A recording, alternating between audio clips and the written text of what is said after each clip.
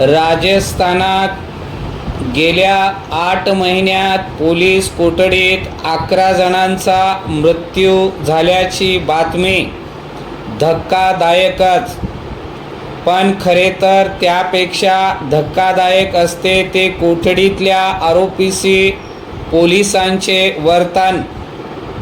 Policy खाक्या हा वसाहत काळापासूनचा शब्दप्रयोग आजही स्वीकारला जातो. इतकी पोलिसांची नियमबाह्य वर्तवणूक जणू नॉर्मल ठरवली जाते. पण कोठडीतल्या आरोपीचे जबाब कसे घ्यावेत याला काही मर्यादा असल्याच पाहिजेत, असा आग्रह संविधानाचे रक्षक असलेल्या न्यायपालिकेने नेहमीच धरला आहे. त्याचा भाग म्हणून 2020 मध्येच देशभराच्या सर्व पोलीस ठाण्यांमध्ये प्रसाधनगृह वगळता सर्वत्र CCTVची निगराणी अनिवार्य करावी आणि या CCTV कॅमेऱ्यातील नोंदी किमान 365 दिवस जतन कराव्यात, असे आदेश सर्वोच्च न्यायालयाने दिले होते. राजस्थानात कोठडी बळींची संख्या अल्पावधीत वाढल्याची स्वतःहून दखल सर्वोच्च न्यायालयानेच घेतली.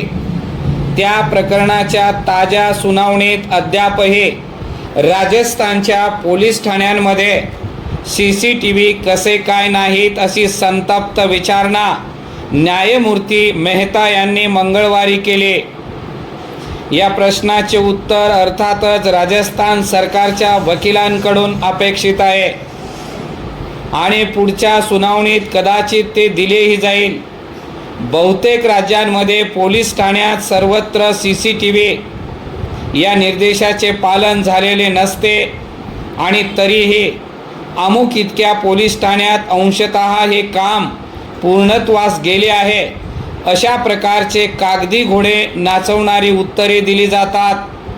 ही वस्तुस्थिती आहे. यातून 2 प्रश्न उरतात. परिच्छेद नंबर 1. पहिला, अर्थातच सर्वोच्च न्यायालयाचे ते निर्देश गांभीर्याने का घेतले गेलेले नाहीत हा प्रश्न. त्याचे उत्तर आर्थिक तरतुदीपासून ते तांत्रिक सोयीपर्यंत कोणत्याही सबबीवर सांगून टाकले जाऊ शकते. पण या संदर्भात आघाडीवरील राज्य असलेल्या महाराष्ट्राचा अनुभव बोलका आहे. मुंबई उच्च न्यायालयातील न्यायमूर्ती S.J.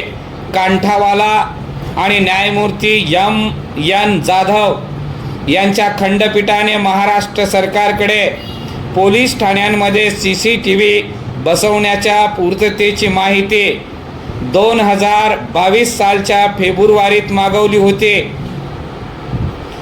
तेव्हा सरकारतर्फे दिले गेलेले उत्तर असे होते की राज्यात एकंदर 1089 पोलीस ठाणे असून त्यापैकी 547 पोलीस ठाण्यांमध्ये एकंदर 6092 CCTV कॅमेरे बसवले गेले आहेत. पण यापैकी 5639 सध्या सुरू आहेत. या संदर्भात योग्य आर्थिक तरतूद झाली आहे का आणि किती खर्च आत्तापर्यंत झाला हाही उच्च न्यायालयापुढील मुद्दा असल्याने त्या माहितीतून सुमारे 6 लाख रुपये या प्रत्येक पोलीस ठाण्यात CCTV बसवण्यासाठी खर्च झाल्याचे याच सुनावणीत उघड झाले.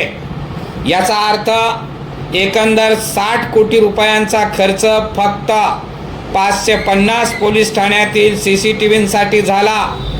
हे आम्ही खरे मानायचे का, असा सवालही त्यावेळी उच्च न्यायालयाने केला होता.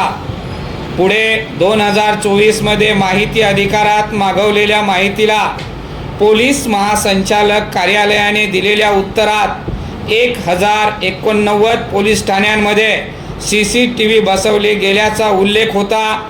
परंतु आज घडीला महाराष्ट्रातील पोलीस ठाण्यांची संख्या 1165 वर गेली आहे.